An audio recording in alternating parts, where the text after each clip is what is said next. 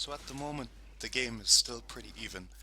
Red team are up a couple of hundred gold, but towers are even, and blue has two drakes, which would even out any advantage red have at the moment. 22 minutes into the game, it's 9 kills to 8 on red. Um, Looking at team composition, in the top lane we've got... Oh, meanwhile, Rice popping his ult against Ari in the mid lane, Nocturne coming in and shutting her down. All the while, Kha'Zix takes the scuttle in the river. um, so Rengar versus Rise up top, but looks like Rise is getting the best of it. 3-3-1 to Rengar's 2-4-4. Currently, Rise has his Roa completed. He's got his Frozen Heart, and his tier is already stacking. Meanwhile, Rengar's got a bit of a strange build because he started off with a Hex Drinker as a defensive item. Then he's built a Brutalizer and a Last Whisper. Now, normally you'd expect to see some base AD behind those, like a Tiamat, before you start building all the armor pen. So, not a very efficient build from Rengar at the moment, but obviously his back timings haven't always been dictated by how much gold he has to spend. In the jungle, you've got Nocturne up against Kha'Zix, which is a very interesting matchup to watch. Kha'Zix getting the better of it at the moment, 3-1-3 to Nocturne's 2-3-3. But Nocturne does have two Drakes under his belt, and at 23 minutes, it's going to be very unlikely that Red Team is able to win by aspect of the dragon. In the mid lanes, Orianna versus Ari, which is not a very exciting lane to watch. Ari is ahead because she's got completed Ludens and a Blasting Wand on top of her Morellonomicon, whereas Orianna only has the Morel and the Void Staff. Alright, I finally finished spamming it around the place. I don't think there's anywhere else I can put it which would be particularly useful. Yeah. But no, I think you've covered it pretty well. I'm going to turn my game running down because it's a bit overly loud.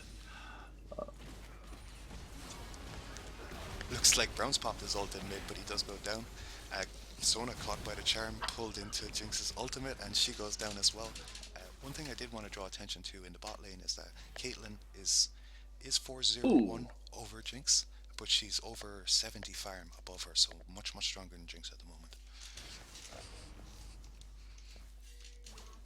okay, I'm finally caught up. Ooh, Shockwave. a Just check really nice shockwave. your game time. You're at 25:02, 25:03. Yeah, I'm more or less with you. I think I'm a little bit behind, but it should be okay. Okay.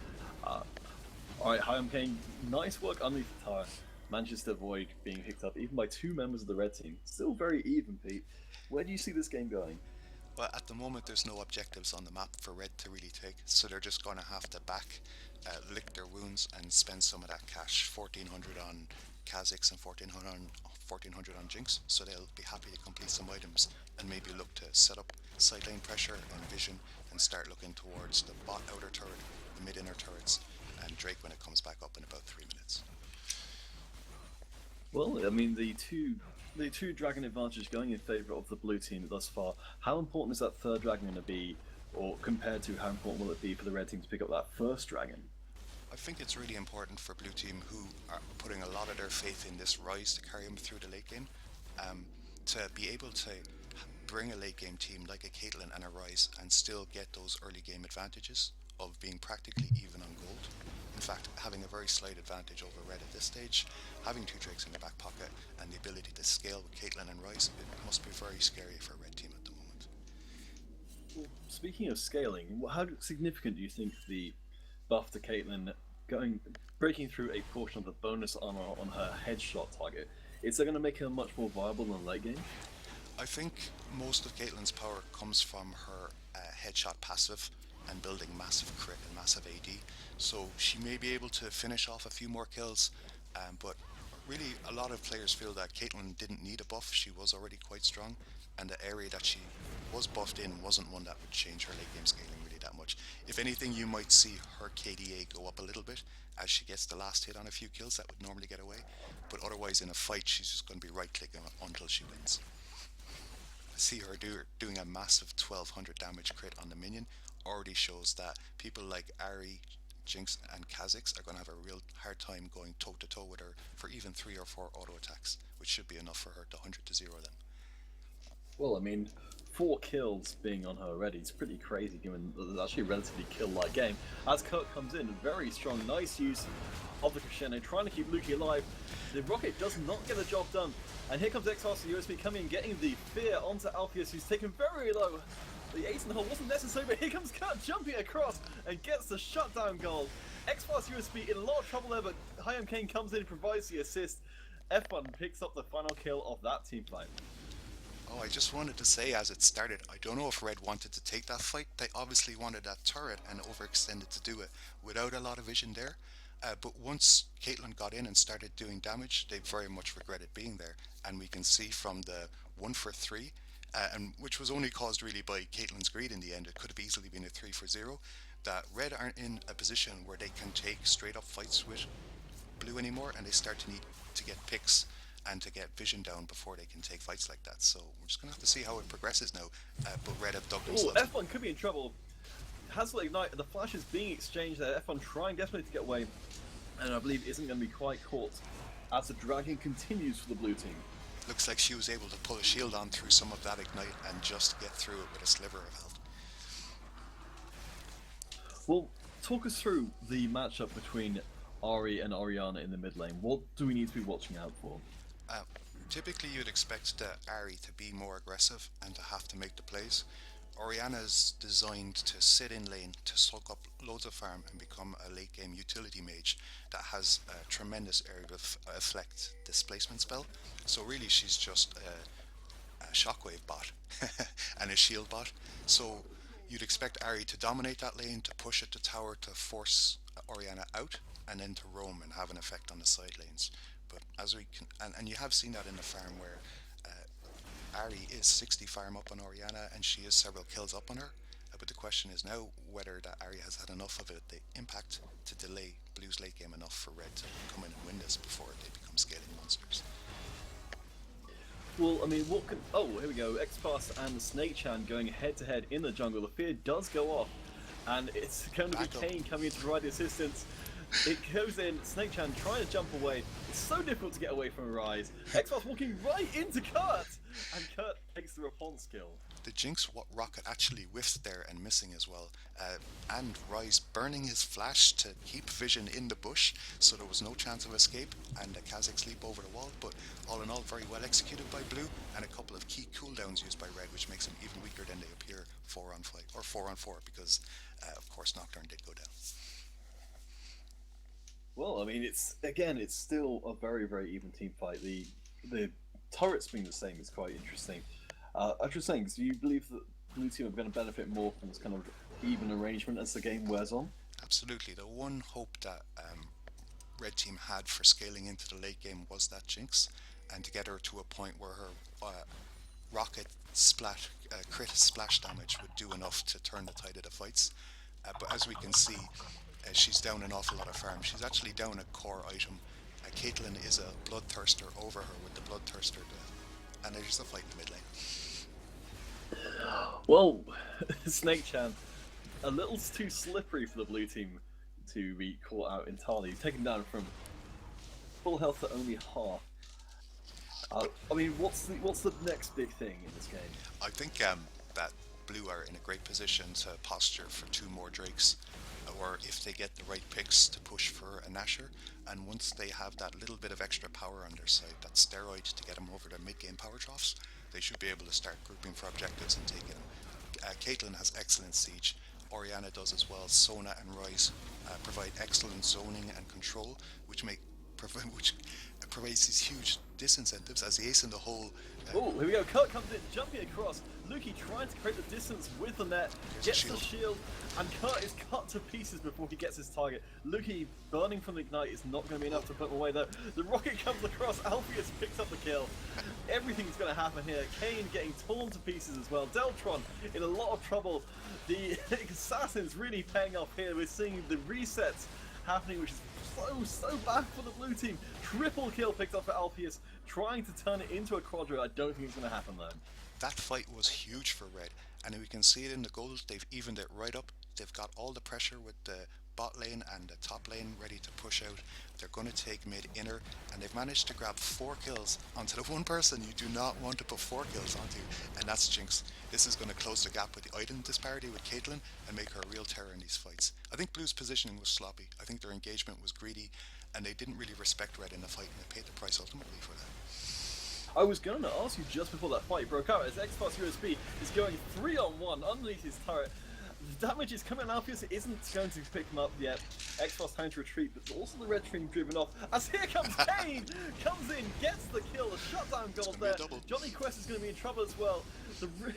The cooldowns so minimal on Rise right now as MZ picks up the kill on the turret in the top lane. Yeah, I think it's important that even though Rise got 2 kills, which is going to help him speed up, he's now 8-4-2, sitting on a completed Roa. He's finished his Seraphs and he's got a Frozen Heart. He may be building into an Abyssal Scepter, but either way, he's going to be very scary late game, and those kills will help. But importantly, Red got the cross-map objective. They managed to take top turret while all of that was going down. And now that means that the turret score is still in their favour. The gold is slightly in their favour, even though Blue have the 3 Drake advantage, and we see Drake up in a minute. I think the outcome of this next Drake could shape what happens in the next 10 minutes of the game. Alright, well, we're only 1 minute out from that. So I was going to say to you, how do Red Team take advantage of their heavy, this may be a completely unnecessary word, preponderance of assassins on their team? Like, how do they engage? What should they be doing? What should they not be doing?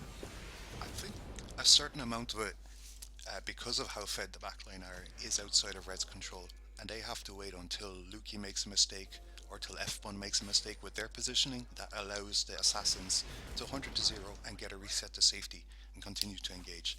And if you get Jinx excited in these fights, well, that may be the end of it. And this is one case of how you Alright, here we go. Kurt going up against Kane. The route is there. Kane in a lot of trouble, but Kurt is getting dogpiled there by the blue team. Yeah, absolutely. Is this going to be important for the Dragon? Well, it was a good idea to pick Rise like that when he was out of position, but the rest of Red needed to collapse and reinforce that, and Blue did it faster. Now they've got the advantage for Drake, and I would be very surprised if Red engage into this, because it could be at the end of the game if they lose the fight. That's true. I mean, that's got to be a real concern. Do you think perhaps we might see Blue Team driven out here? I mean, or do you think perhaps they could in fact be waiting for Kane to turn to them, since he doesn't have his teleport quite yet? Definitely, they're posturing to make sure they, and there's the preemptive ace in the hole. Fight's broken. Oh, X-Force going hard onto MZ. Alpheus picks up X-Force USB. Dragon going across the blue team to the fight, and not done yet. Kane getting taken pretty low, but Shake Chan caught by the prison, and it's been put away. Yeah, I think this time Blue were a lot tighter in the fight. You see that Sona and Oriana's positioning was a lot better to keep Luki in really good shape. With that red buff, he's an absolute terror, sitting now on 3 completed items with his fur boots and looking to build probably into an armor item here, such as a Randuin's, or no, out of that chain vest he can only build a Thornmail, am I right? I'm not sure, it's all being changed. It's strange, maybe he wants to mitigate the auto attack damage of all of these assassins, of the Rengar and of the Jinx and the Kha'Zix. Oh, Fabon deleted by Kurt! I mean, well, I've had to, you know much more than me about this, but it seems like it's really favouring Red Team where they can just catch someone off by themselves and maybe not have that team fights, which have been a little bit dicey for them. Yeah, I think Blue need to think about what they want to get out of the game in the next 10 minutes and start working for those objectives. At the moment, they're playing like a team that is behind, even though they're not really. If you look at it, they've got 4 Drake stacks now, which gives them a clear combat advantage, and all of these kills onto the carries that they want. So they are stronger, and they need to start enforcing that will and control over the map and forcing Red back into their base. Then they can choke them out of gold and objectives, and then start to snowball a lead. At the moment, I think Blue have a lead. They don't know they have it, and they're not willing to snowball it, which means it's 50-50. Like a Baron Smite, it could go either way. Well, just Did has informed me over our secret messenger service that it's quite likely we might see a Guardian Angel coming out. As Kurt goes in hard onto Bard, does not connect with that net, and is denied for now. Thanks, Dip, for the update on the new armor item build chains. I haven't built or you don't see a lot of GAs built on ADC specifically, because on other assassins that go in, yes, because when they come back up, they're with their cooldowns, they're as much of a terror.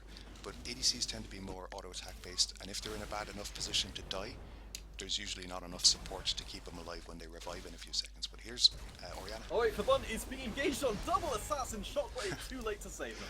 Wow, did you see her health bar just disappear there? They've just got to get way more wards down. The whole top side of that jungle, blue side is blind. She shouldn't have been out there farming, and she paid the price for it. Well, I mean, we are seeing the red trinkets coming out. Certainly, well, 3 red trinkets on both sides, but I mean, it seems much more important for red team. I think they're posturing for a Baron here. I think they should they should probably get a pink before they think about doing that. Um, but they're in a position now with those last couple of picks. The momentum has turned in their favor. Look at the lane control. All 3 lanes are pushing to or past river. So red team, yeah, they can continue to keep fishing. Like here we go again, another pick. I don't know if he wants that one though. So that's clearly No, I mean, Reds. Oh, here we go again. Oh wait, X-Fast being engaged on. He's he's more of an expose than an Xbox. There's not much to cast in these PvPs, is there? Because they go down so fast. But just well, I mean, it's just so terrifying to have a Rengar just appearing out of nowhere. It does. I can certainly see. Well, the Guardian Angel has been completed for Luki, and the blue team are now circling the wagons, trying to keep the red team from the door. Okay, so let's do a little test and keep an eye on Luki. And when he dies with this GA, we'll see if he's able to recover and turn around the team fight. Because I suppose there's always the chance when you buy an item like that. Ooh. Well, it's apparently the blue team have taken advantage of what seemed to be a bit of a disadvantageous position before, pummeling through this Baron. It goes down before even any reaction from red team, who have no vision in it whatsoever.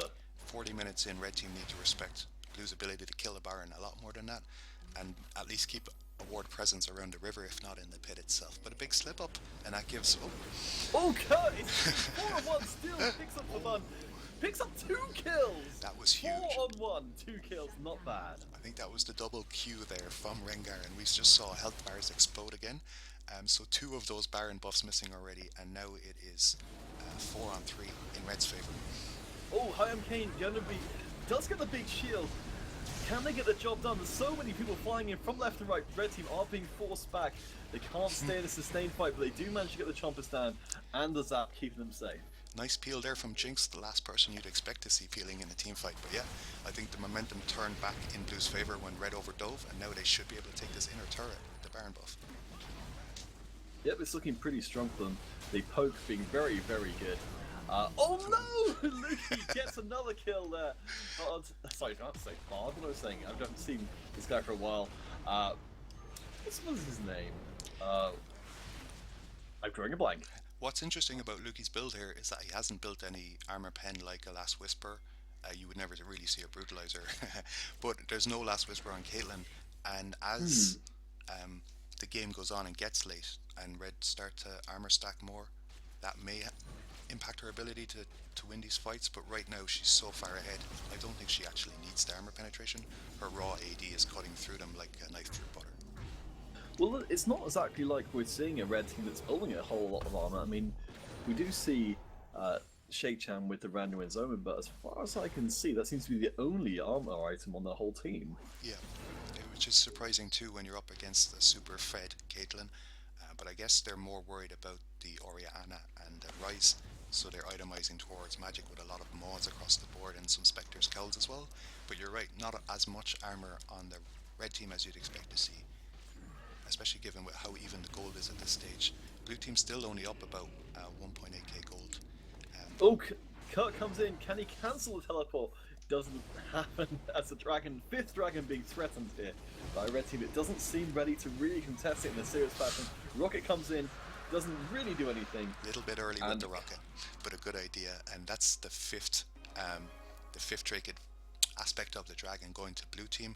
They should be looking to clear the side waves, recall group, and start taking inhibitor turrets, because they're never going to be stronger than they are now relative to red team. You'll see as the gold gets up to around 80k, the main carries will start maxing out in terms of 6 items and elixirs, and after that gold difference won't mean a lot. So in terms of late game scaling, blue are at or almost at their point, and they want to start taking control of the map now and getting enough advantages to snowball at home. Alright, Johnny Quest is providing the front line, getting pretty battered, but this time able to get out. Crescendo does not connect, but the tower still being threatened, being taken down so quickly by that damage. Could they push through further? I think so. I think they've got to be careful about the flanks. Make sure that they have more wards than they do right now down, which is 0. They need to be warding in the red and blue side jungles to make sure there's no Rengar in there. And they need to have pink wards as well with this composition, with Kha'Zix and with Rengar. So a little bit scary that they don't. It's interesting that we don't see any upgraded trinkets to give him more vision control, and it is one aspect that is weak in blue, so let's see what happens here.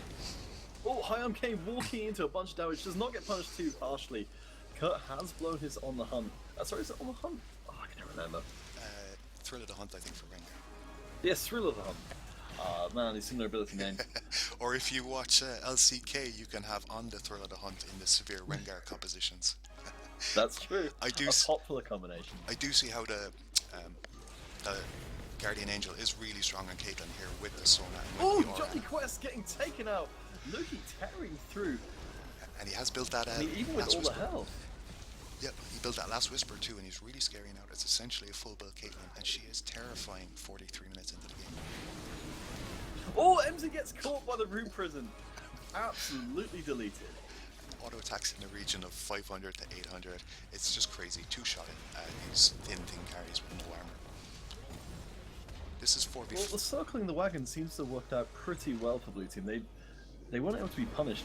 Oh, here we go! Here we go! Kurt comes in, picks up one kill, traded back, and it looks like Snake Chan's going to try and get out of here with his skin intact. Manages it for now, but surely they're going to give up an inhibitor for this. Yeah, very smart. Slight miscalculation.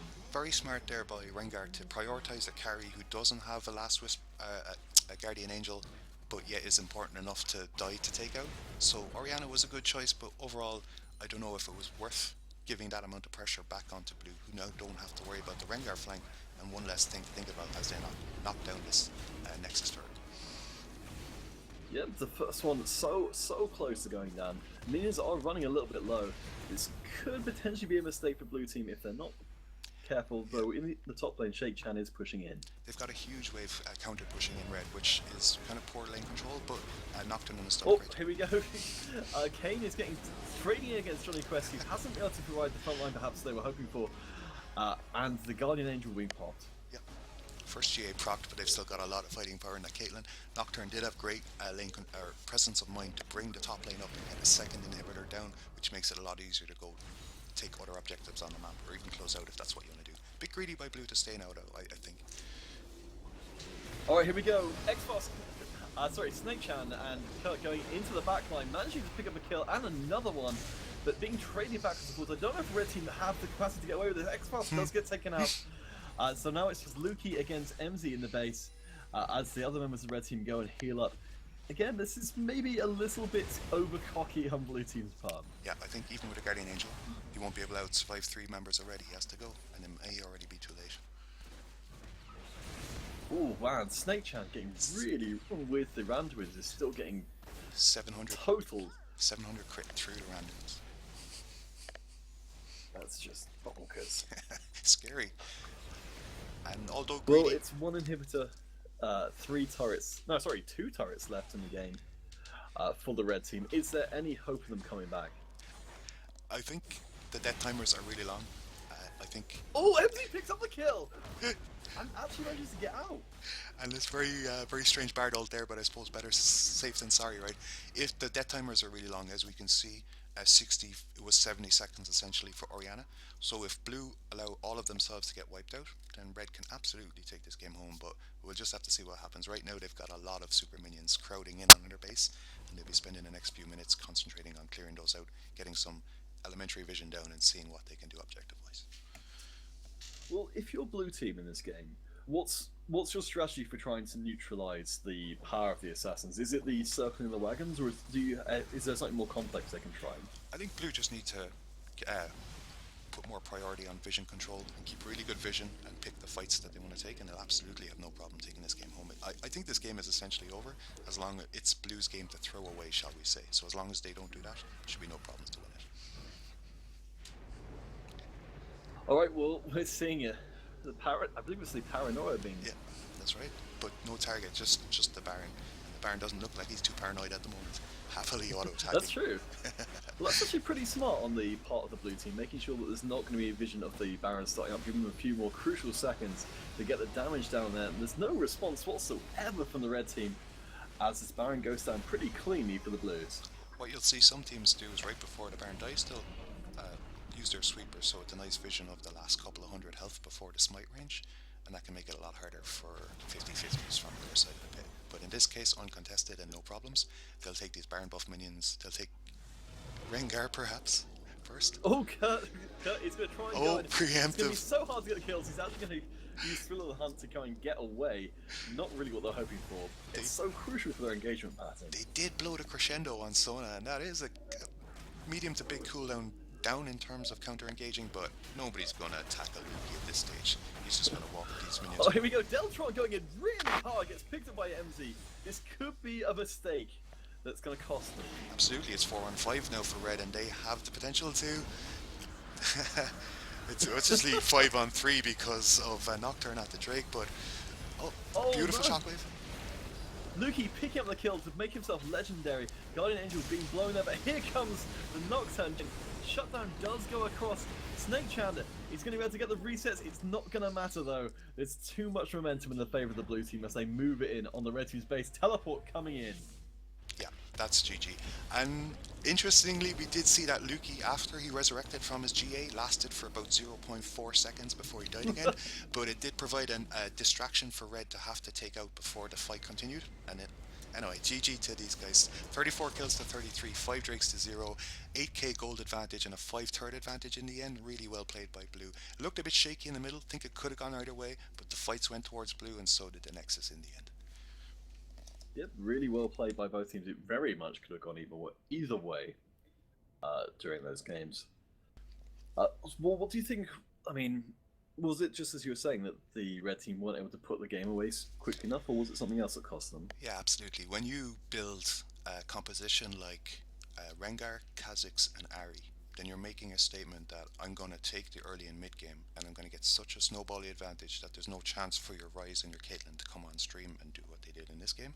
So the onus was on red team to make the plays early, take an advantage, and if they didn't do that, then they were always going to fall behind and find it hard. They did get a few really interesting picks that was more down to blue's bad positioning than red's great positioning, and those picks did make it look like it was closer than it was, but ultimately I felt like blue was always in control of the game. Okay, I'm just going to try and get you invited to this custom game. Alright, well, given what we saw in the previous game, I imagine we're going to see the teams mixed up a little bit, but is there anyone from the previous game you think might be a victim of the ban phase this time round?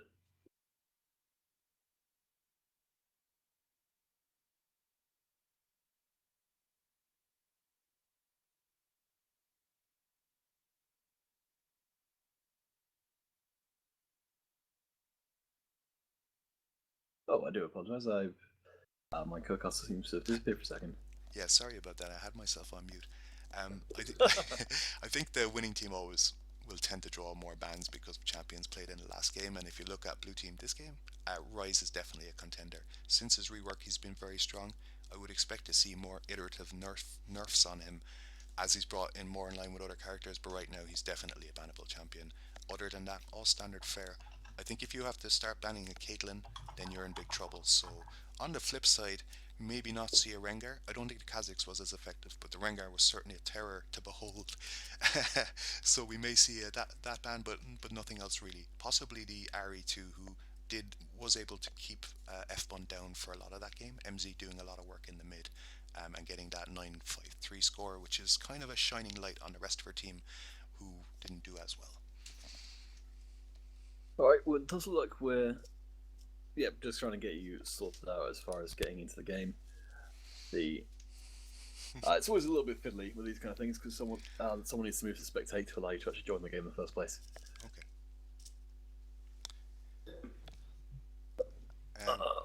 So yeah, just in general, this has been my first co-cast. It's been my first live cast broadcast. I've done a little bit of solo casting, solo queue games on YouTube, but it's been great fun doing It's really interesting watching these games too, as well, because these guys just like to fight. It's like Mm. it's almost like casting LPL, where it's all fights all the time, and if they happen to take an objective, well, it's not the end of the world. But great fun to cast it, and a great bunch of guys. So really excited to be here, and thanks for the opportunity to do it.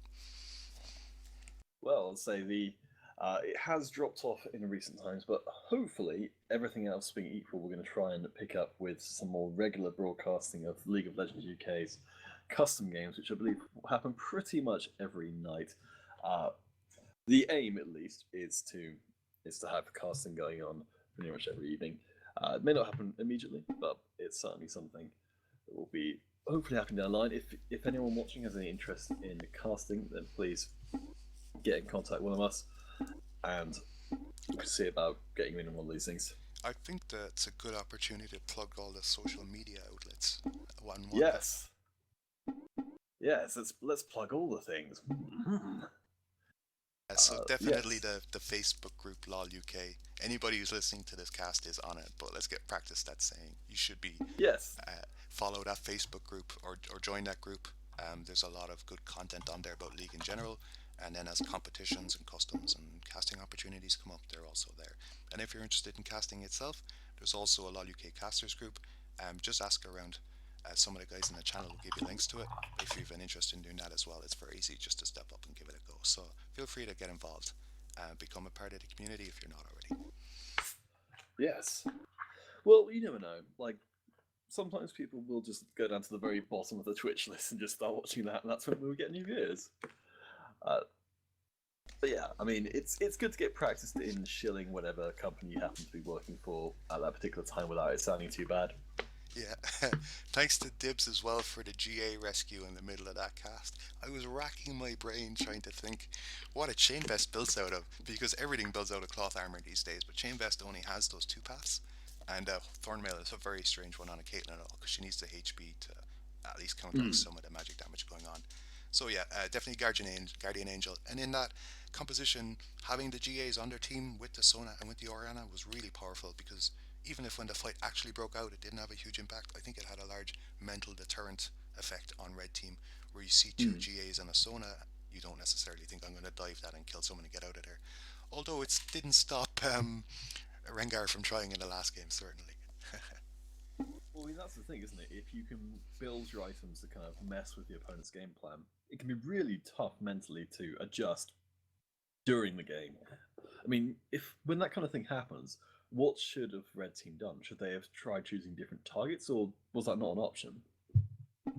I think we didn't see the beginning of the game, so it's hard to say. But they could have put a lot more emphasis on shutting down that Caitlyn and keeping her down.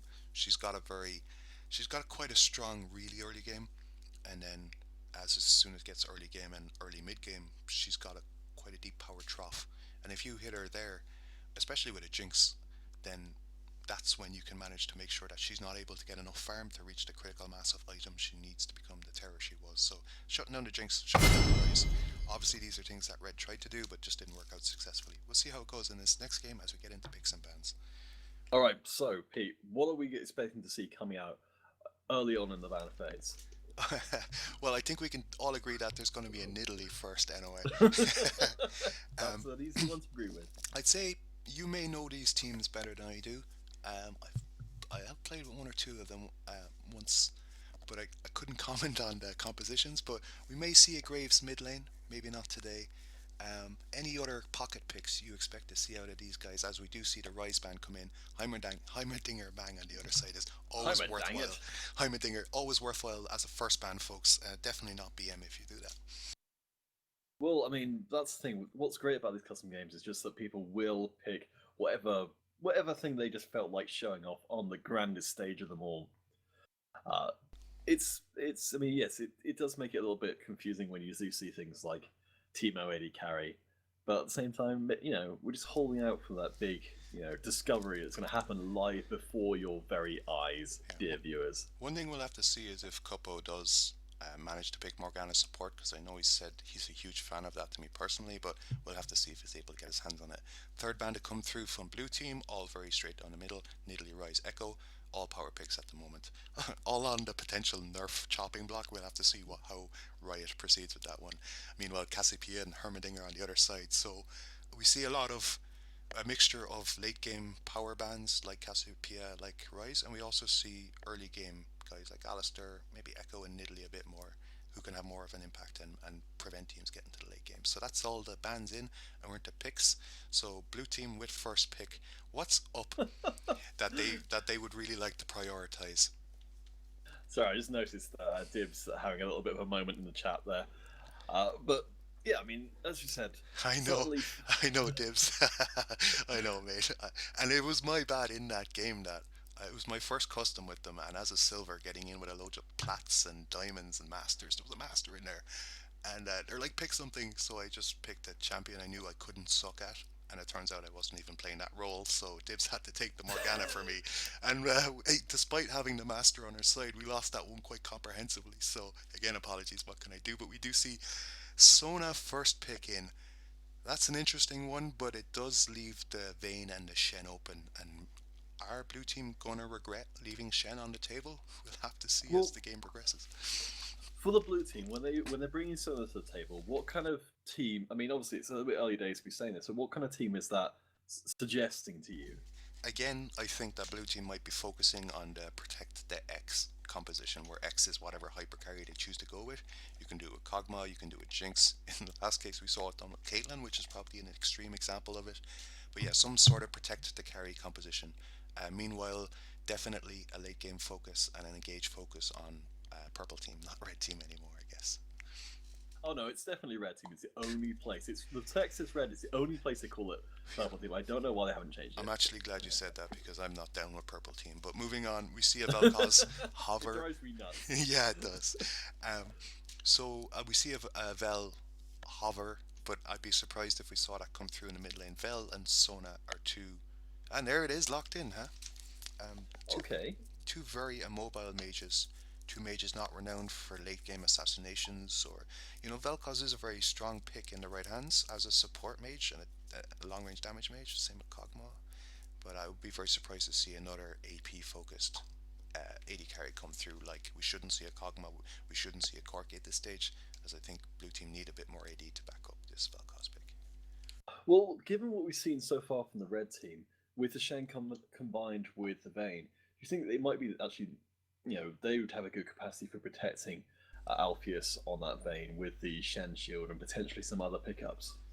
Yeah, so do you think it will be Alpheus who ultimately ends up with it, or will it go over to Luki? Who do you see playing ADC in this red composition?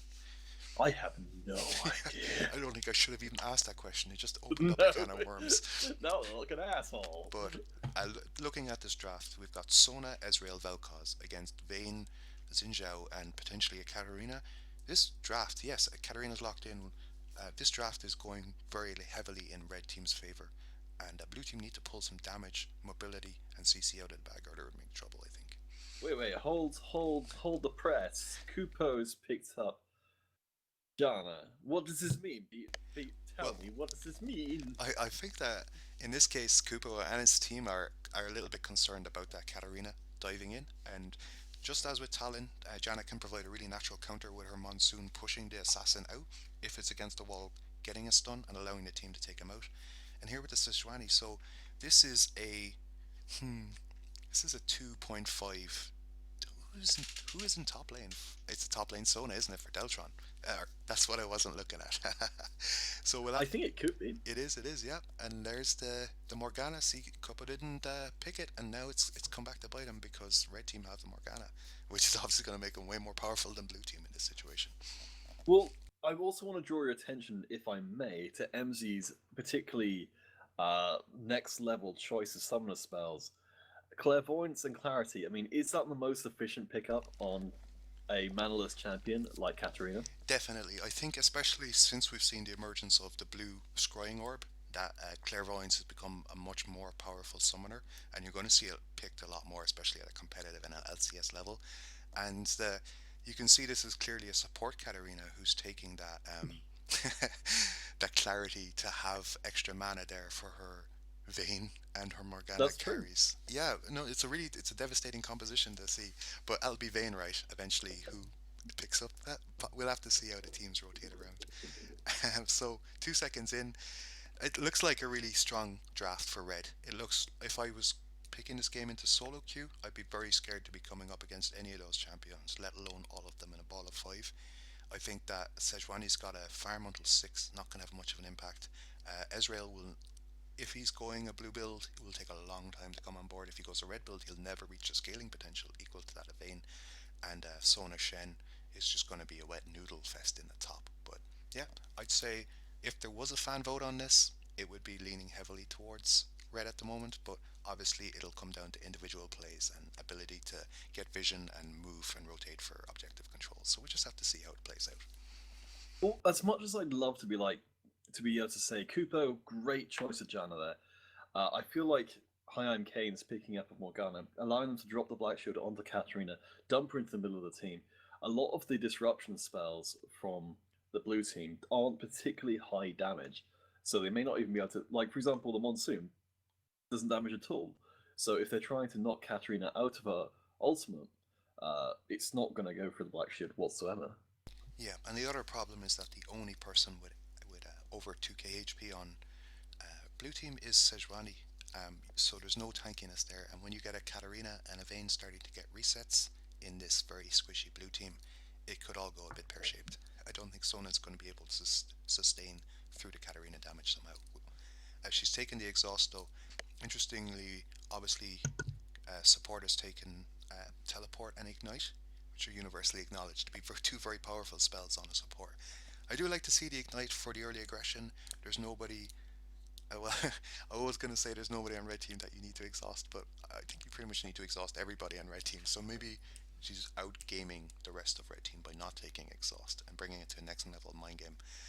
But we'll have to see how that teleport plays out. Obviously, giving her the ability to get back in lane and soak up more passive XP from her AD carry, which is always useful.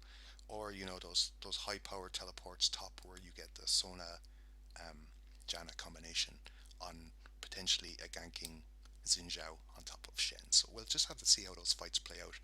A very AP heavy team on blue side, so easy to itemize for red.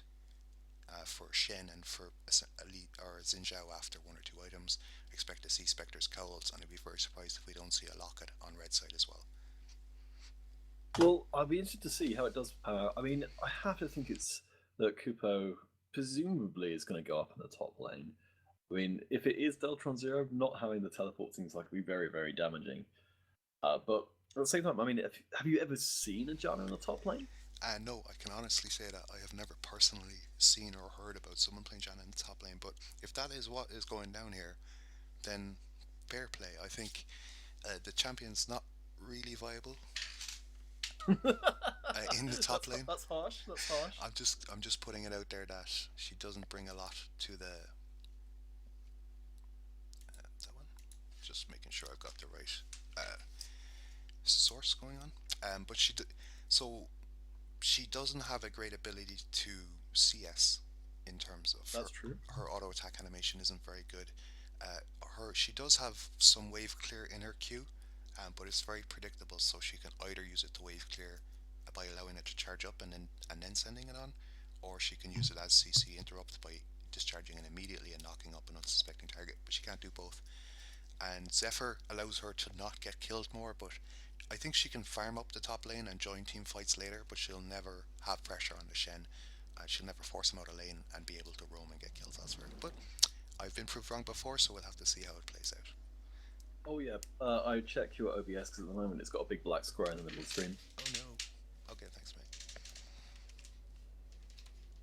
But I do apologise for that. We'll get that sorted out before anything significant happens in the game. As we do drop onto the Rift itself, I'm very interested to see how Kupo works out in the top lane. I mean, as you say, I mean, there are some things to recommend a Janna on the top lane, but they don't seem to be that obvious. I'm intrigued to see if it pans out hopefully a little bit more successfully for Cooper than it seems to be portended. Yeah, absolutely. I mean, it's a very interesting composition to bring. I'm sure it's not what Red Team were expecting when they drafted their composition. So, yeah, definitely, I think they have that little bit of mind games played in Champion Select, and if they're able to win their lanes with individual mechanical skill and outplays, then they could very much take advantage. And the one thing I'll say about Blue Comp, if they do get ahead and if they're stronger than Red at any stage, they can make life very hard for Red because of the amount of sustain and poke damage that they have. That's true. I mean, well, I'd like to see. I mean, I think I'm talking about Kupo too much here, but I'd like to see the crowd control potential of Blue Team be realized in a team fight. Seeing a crescendo coming in, seeing the Glacial Prism coming in, seeing knockups going left, right, and center. There's a lot of potential there, but as to whether or not it gets to really pan out as they are hoping for, I mean, if you're Shinzao, are you worried about the potential for Blue Team to disengage? Yeah, I think so. I think the crescendo is going to be strong. The monsoon and the whirlwinds are going to be strong, as well as Vel'Koz has actually quite amount of CC in his kit. If you consider his ult as CC2 because people won't want to run through it. Um, That's true.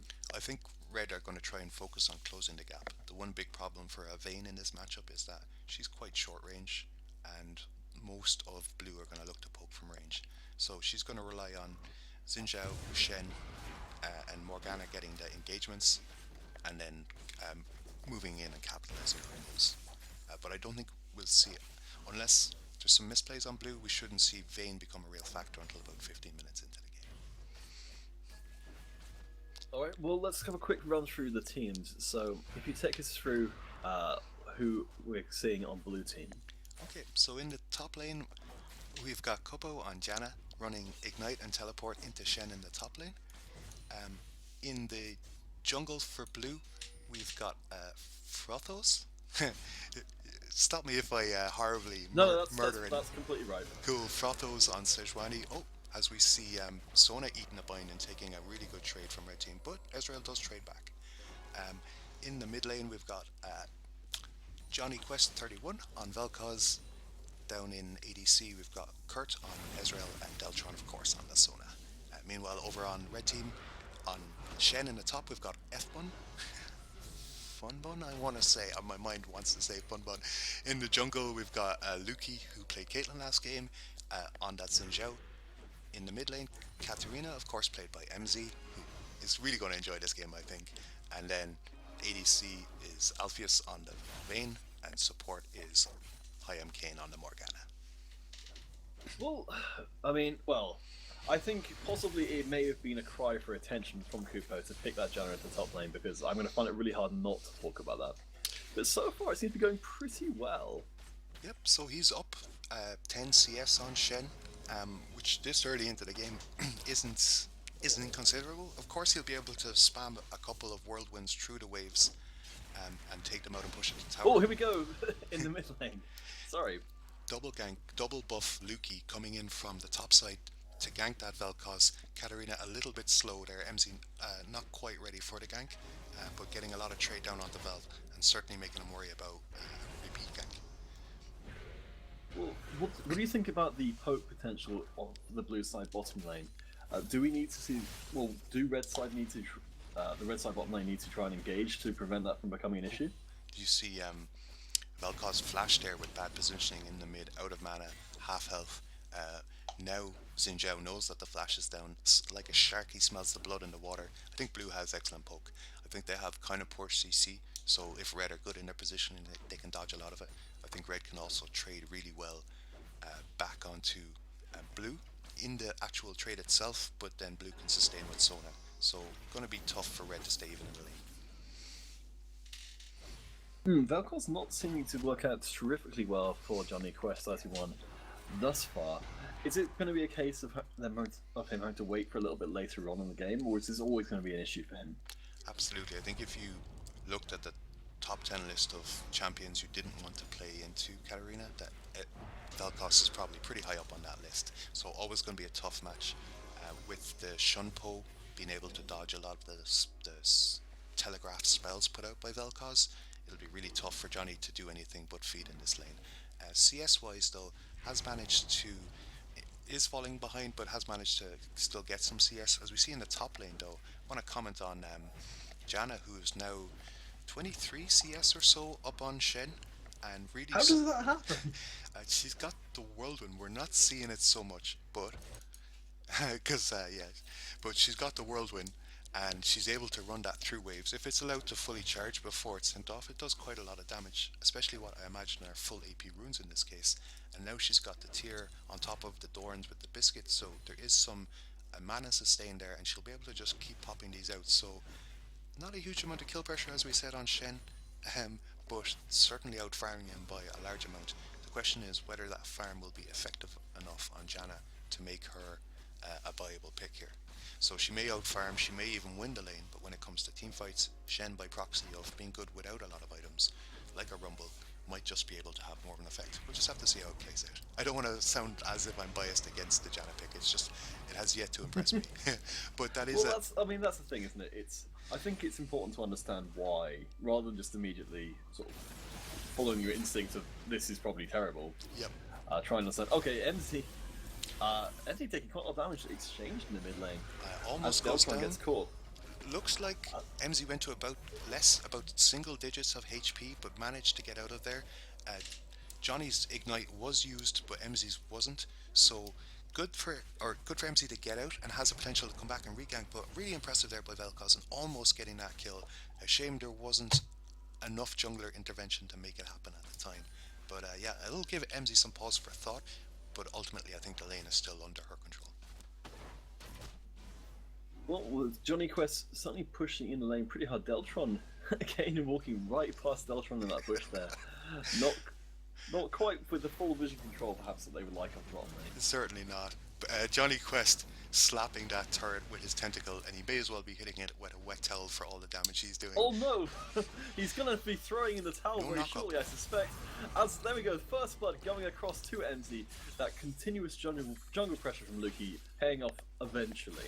I don't know if Lukey suffered from a Q bug or what there, but there was no knock up, no real CC onto Velbot, but they did manage to just have enough upfront damage to burst through him and take it out for first blood. So it's really good to have that over onto MZ, onto this snowbally Katarina, who's already got the Aether Wisp. Looks to be building to a Ludens, so will become more and more of a terror and may look to roam and have more of an effect in the top lane, where she could do damage to Kuppo, who's about to take this outer turret.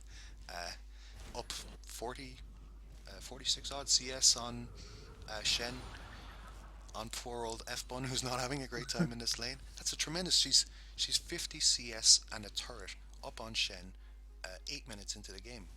So yeah, really really good advantage there, and global gold for the rest of the team, taking a little bit of pressure off them from the tough lanes they're having. So yeah, Ooh. Johnny Quest could be in trouble again. Luki returning. Here we go. It's not going to happen this time. It does, and Luki's the one to secure the kill. yeah, absolutely. Luki can just go in, get the first hit and the CC, and then stand there and take enough turret shots for them both to burn through Vel'Koz. Meanwhile, in the bot lane, a lot of positioning and shields going on, some heals, but not a lot of Oh, kills. Luki could be in trouble though. Flashes across the wall. Yeah, Katarina nearby too to make sure that Sedge doesn't chase, but here's Janna. Oh, here we go. And a kill onto Kuppo. First kill. Fantastic Janna play coming in, getting the CC and the Zephyr down to secure the first kill for Blue. It's 2-1 now for those guys, but really, really great roam there from Janna, especially having the Zephyr and the speed bonus.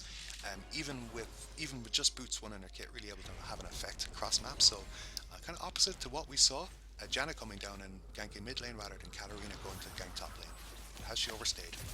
Oh, nice use of the monsoon. Into the MZ turret. getting knocked up. The tower is tearing MZ to pieces. Johnny Quest gets the kill.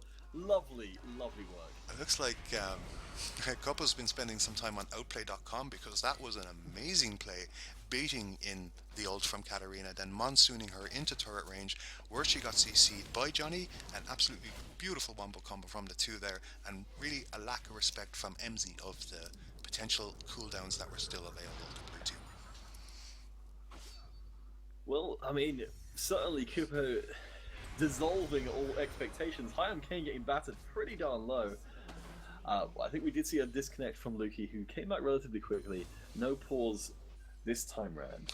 Yeah, well, if I got ganked by a top lane Janna, I'd probably disconnect as well. So I think we can all empathise with Luki there. But yeah, the game is in Blue's favour, even though it's 2 kills to 2. They have a 1/3 advantage, and they have just about a 2k gold advantage now. That's building, it keeps building in the top lane as we see this Janna get further and further ahead in CS and not be answered by Zinja. We've seen ganks in mid, but no. Well, True Shot Barrage misses in the bot lane. Uh, Alpheus able to flash initially behind the turret and then presumably tumble away from the incoming ult from Ez, which was whiffed and pulled a little bit right. If he had moved right and sent it straight up, probably a higher chance of success. But a lot of action and ultimately Vayne forced out of the lane, and Ez is pulling ahead in CS, 22 CS ahead now, and he'll have another free wave into this turret. So looking really good across the board for Blue, managing to get a gold CS advantage, a turret advantage, and more than anything else, bully Red out of their lanes. And when have you ever seen a Janna bullying a Shen back into his inner turret, stealing the CS, stealing his HP, and there's no counterplay? I think it's fair to say that everybody who's casting here today has tragically underestimated the potential of top lane Janna. And I think as we watch LCS next week, we may have to prepare for it coming out with the likes of Quas and Zion Spartan, those known jewelers. But here's Vayne. She's final hour in the bot lane. 2-3 auto attacks. Oh! Oh! Wow, cuts! Soul Shackles finally catches him into the Zin Q, but yeah, even without that, I think Alpheus may have had it. And when Kurt went to run, there was plenty of red guys behind him waiting. And if you look at the vision, red have vision all over Dragonside jungle and are ready to move in. Oh, except Oh, for here we there. go, the engage is started. Nice death push there. Hi, I'm Kane. It's the aggro switched across. They can't quite close the distance though. Johnny's doing They good are going damage. into. Oh, Lukey going back across the wall. The knockup is there. The shield is coming out. And nice, here comes the Death Lotus. It's melting the blue team. On Deltron Zero. Deltron Zero turns into just another statistic. I wondered if Katarina had enough to burst through what were some three pretty healthy members on blue, but with that Void Staff and with that with that needlessly large rod and that Aether Wisp, she did have enough flat damage to and AP to get through them, and really, really great triple kill there. Some great bait from uh, Lukey going back in as well and managing to draw them all into a tight little cluster for Katarina to get the resets and then get out of there. So that's really big. Where a minute ago it looked like Blue had their foot on the throat of this game, Red have pulled a surprise Katarina triple kill out of the bag. They've evened up the gold, even though they're still down a turret. Drakes are all square, so yeah, the game is all square at this point, and a few kills onto Katarina, more so. It makes this game even more and more scary for Blue as it continues. So she's coming back with a completed Echo and Sork boots, so she's really got a huge advantage over this Vel'Koz, who's sitting on the components of an Athene's and also a Morello. So not quite sure where he's going to go with that yet, but a lot of nothing is what he has in his build. Well, I mean, this is what we were concerned about before the game started. I don't know if Deltron Zero, that's not Deltron Zero, Kupo just didn't have their teleport up at the time, or just didn't think it was necessary, that they weren't really part of that last fight. I mean, would it have made a difference? I think it may have just added more fuel to the Katarina fire. Maybe the monsoon could have saved it, but it all happened so fast, as they say, and that it would have been difficult for that long channel teleport to be effective in the fight. It would have certainly given MZ, who was considering engaging or not, pause for thought, and may have prevented the kills, if not turned the teamfight around. Well, the turret pressure is pretty overwhelming in Blue side's favour. If they can get this third turret down, what does this allow them to do in the game? Well, they've built up another 1k gold advantage just from farming and just from that turret there, so they continue to, if they can stay stronger than red team, they can take these fights, but they have to deal with Katarina first. And Well, Katarina refusing to be dealt with.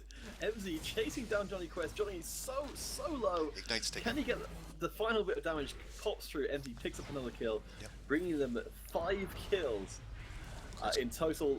Kane! Oh, it's so deceptive that Black Shield didn't really have any health left over. Absolutely, and a bit greedy or panicked to pop that Soul Shackles when she had no chance of surviving. But meanwhile, top teleport coming in from Kupo top lane to make sure that Shen gets absolutely nothing in this lane. Taunts in, is going to go ham, and does seem to be getting an advantage. There's a knock-up from the Whirlwind.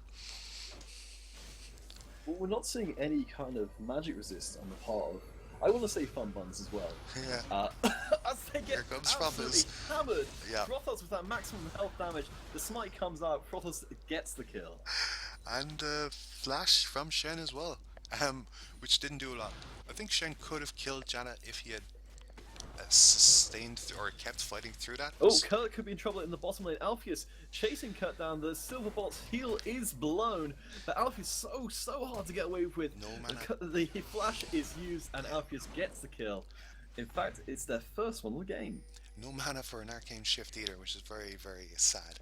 But now completed Cutlass on Vayne, which starts to give her some dueling power. She's able to get those initial snows, and of course, having completed Boots 2, Berserker Greaves over what were Boots 1 at the time of the fight, she was able to chase down and kill him.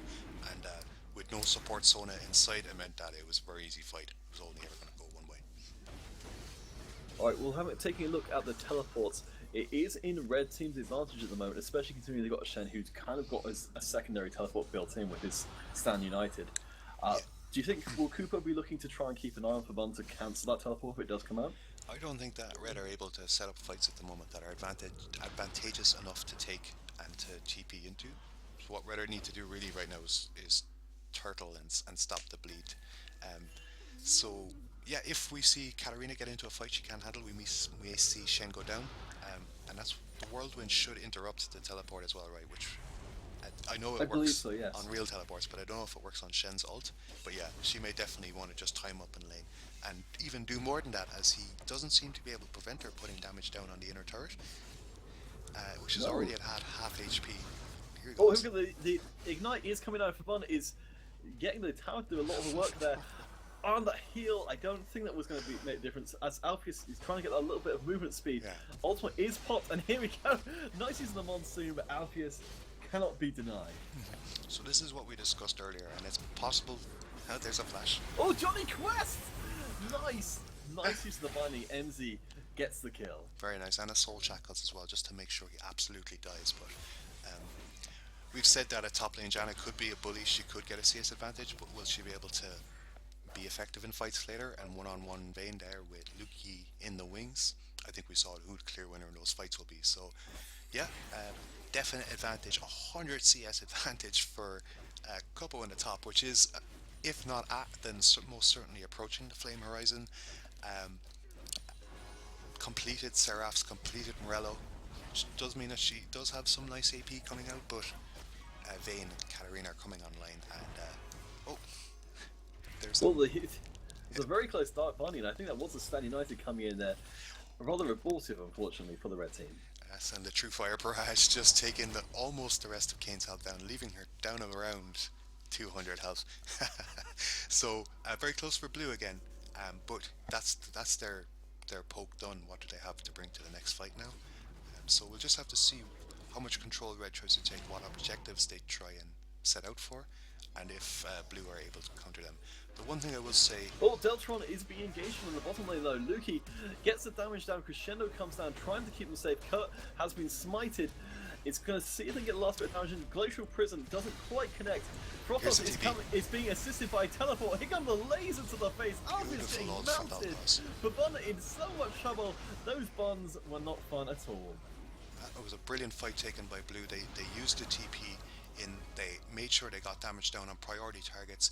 It was a really good flank from Frothos and from Johnny to come in from the tri-bush behind and really split up the red team and get the 3 kills to 0. They lose the mid turret for it, the mid outer, but they'll probably trade the bottom inner turret for it, and overall a great fight for blue. Still concerning composition from red. I think if red are smarter about what fights they take, they'll win it. But yeah, good signs of life from blue, who do still have a 2k gold advantage, only a 3k gold advantage now with that. They have a 3 turret advantage, even though they're down on kills and there are no drakes on the field. Blue still feel like they're in control of the game right now, but I think one Katarina ult could change all that. But let's see who goes for Baron first now. 20 minutes in, teams are going to start thinking about taking that objective. Well, I have to think that, I mean, oh, here we go, MC going in. It's being taken super low and actually picked up a huge amount of shutdown gold being shared amongst the blue team. And that's exactly where you wanted to go in this case, over onto the Ezreal, which is going to make him even stronger and stronger. He could use a blue buff to maybe do that, but he's gone for the Trinity Force, and what I'd imagine would be a Bloodthirster build here. So not too worried about spamming out the spells, so maybe necessarily doesn't need the blue, but can still benefit from it. Well, the dragon seems to be very much on the menu for the blue team. True Shot Barrage coming in. Nice, nice clipping of Alpheus in the bottom lane, and it very comfortably picked up. Yep, I think that that Drake was theirs to take after the recent team fight, and they're in a dominant position and should be first there for objectives. It's funny that Red didn't contest at all, but just given the pressure created on the map by um, Quapo up top, given that mid was pushing in at bot as well, really, really just good use of control from Blue to make sure that Red are not able to contest the objective, and those are the best ones to take. Even though Red do have full vision on it, it was a little bit sloppy not to use a pink or sweepers to take that out and make sure that Red aren't able to come back and contest the next one. But right now, Blue probably aren't too worried about that. Well, we've yet to see Kupo actually press down that top inner turret. Do you think maybe they're playing a little bit more cautious thing that presumably they've started to really draw the ire of the red team en masse? Yeah, I think it may be to Kupo's advantage to not actually take the turret now and just keep Shen held there so he can't roam and create engagements around it. Because he is, if you look at the team, not half than a third of their engagement. If he's not in a fight, it's a lot harder without a flash taunt in there to get to priority carries. Xin Zhao's not as reliable. So, yeah, it's definitely hurting Red Team to have this big engagement tool tied up in the top lane. So. Oh no, a terrible team fight breaking out for the blue team. Johnny Quest does take out MZ, but it's such a messy fight. Double kill going across to Johnny Quest. Alpheus is in the middle of this. He's going to be able to take out his target, but it's Frothos against Alpheus. I don't think this is going to go in the favour of the big riding ball warrior. I had to really change what I was saying then. At the moment, a 3-2 kill advantage for Blue. What happened there is Katarina went in on Ezreal, and Johnny managed to flash back into a bush and pop an ult on top of her while she was ulting, and also splash damage onto the Shen who had used his ult to come down. Did he stand United? Oh no, I think he was taken. Oh no, he didn't. He was taken out by Kupo in the top lane actually. Okay, so. Oh, Kurt's in trouble. I don't see any way out. MZ grabs the kill, putting them by far the most kills in the game. Yeah, but I think that MZ needs to prioritize Vel'Koz in these fights and get rid of that obscene damage from his ultimate, which is turning the tide of fights that should be going in Red's favor. Oh, Luki flashing into the bush there to deny vision to Kupo, which is absolutely essential. Yeah, I mean, to us, mere casters, it looks like it was a troll or a mistake, but to him, it's part of all of the mind games he's playing with this Janna. Oh yeah, I mean, I find it's generally good practice to always assume whatever someone does, no matter how ridiculous it looks, was entirely on purpose, or it was forced by the other team. What we see now from Blue is a roaming death squad of Vel'Koz, Sejuani, and Sona, which is scarier in this team than it would normally sound like. But we expected to see this from Red, from the Vayne, from the Katarina, and the Luki on the Xin Zhao roaming and getting these picks and kills, but it's actually Blue who are ahead, have the map control, and are able to do it. So let's see if they get anything from it. Here's Kane could be in trouble, gets locked up and knocked up. Luki is maybe doing one too many emotes. The True Shot Barrage comes out clipping it for Bon, and 2 kills may be enough for this blue team for now. What we have to assume was a DC from Luki as he repetitively danced in that bush before he died. But yeah, certainly was well caught out, as was Kane. Blue getting these great picks, not afraid to use their cooldowns to do it, as I think we saw the Glacial Prison come out onto Kane. Yep, not spell shielded either. So very good pick for Blue, and their reward for that is the mid inner turret. They have all the pressure in the world, and frankly, if they stay together, rotate well, they could close this game out in 10-15 minutes. Yeah, well, I think you're completely right. For Bon getting taken very, very low, it doesn't feel like this should be going as well for them as it is. Luki going in pretty hard. I don't know what he's doing. Nice use of the ultimate, knocking up nearly the entirety of the blue team, but the red team's not there to follow up. Frothos picks up the kill. Yeah, I feel like if there was a Yasuo in his team, that could have been an amazing move. But in the composition that he's got, I think it's fair to say that Luki doesn't really have the will to keep fighting this game. And it looks like Blue are going to put him out of his misery by taking the inhibitor turret and potentially the inhibitor here and peeling back. looking for Drake in a minute or looking for one of the turrets. But there is a lot of side pressure for red now. All of this grouping from blue has left their lanes a bit neglected, and they'll have to see to that before they continue. Yep, Kupo picking up the cheeky Magi Soul Stealer, 6 stacks on there already, starting at 5. I mean, how do you think this is going to pay off, or do you think this is going to make Kupo more of a target? Alfie has come in, condemns Kupo away. Maybe not the best idea. Alfie's getting taken very, very low. Glacial Prison finishes him off. Kupo gets the kill. Luki decides maybe this isn't the best idea in the world. Beautiful MC, bait there by Kupo to bait them out with the Magi stacked up. Oh, and there's the ignite. MC comes in, takes a laser to the face. shield. Johnny Quest picks up the kill. There's no minions there. I don't think the blue team can press this turret. That shield on Janna is of the order of 6 or 700 health. It's so huge that even though she initially went from 100 to 20, And the surrender vote. and there it comes. Yeah, still a really interesting game. I think that blue could have had a terrifying comp, but or red could have had a really scary comp, but blue did a good job of shutting them down before they ever came online. Oh, a really surprising game. Yeah, and if we look in the end, 17 kills to 13 on for blue, 7 turrets to 1, and a 10k gold advantage at 25 minutes. One Drake on the board, which is never really a focus, but yeah, a huge snowball advantage for blue. And in the end, a surrender was probably the least painful way for red to lose the game. I think that's a reasonable estimation. I think the special call out, the MVP of this game, has to be Kupo.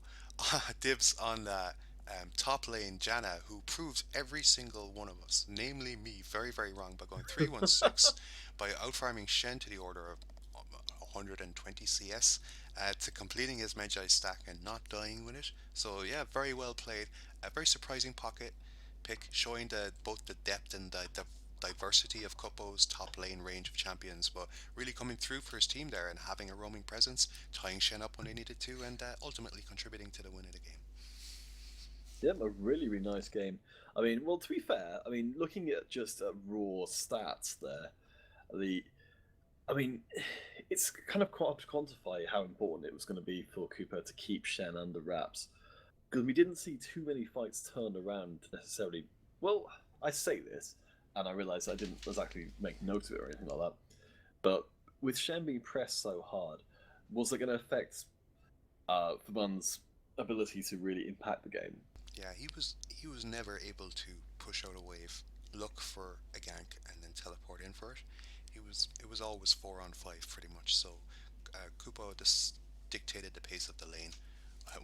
When Shen had to be there, and then when Kupo roamed, he always managed to get there ahead of Shen and turn the fight, as we saw with that early gank onto Luki, which ultimately may have made him tilt a little bit. I'm just going to say it again. I've said it before, and I hate to be repetitive, but when you've played your last game and you've carried really hard on a Caitlyn, and you come in on a Xin Zhao, and the top lane Janna roams and kills you, it just kind of takes a bit of the wind out of your balloon. It just makes it that little bit harder to No go back pun to the intended. fountain. Yeah, exactly right. So very well played by blue team. Very enjoyable game to watch from them with their roaming gank squads. Some really nice flanks from Frothoz and Johnny to come in, although set up inevitably by Red's questionable warding. But yeah, really good game. Really well executed by blue. They did the right things at the right times, and they won the game as a result. All right, well, I'm afraid that's all the time I've certainly got for this evening. But thank you for those of you who did stick with us during this. There will be more casts coming up. Keep an eye on the League of Legends UK page, which I'll definitely shill again, because why not, really? Where you can find notifications for custom games. If you happen to be just passing through, you can join up the group and join with these custom games all the time. And we'll be aiming to try and cast more of these custom games going forward, since they have now fixed a spectator mode, which is always great. Thank you very much, Pete. And for you guys who didn't catch it, my name's Pete Johnstone. Go by the handle IrishPete99. It's my first go at casting, but I've really enjoyed it, so you guys can expect to see me a little bit more. You already are in my Twitch channel. Please feel free to follow it if you've enjoyed the show.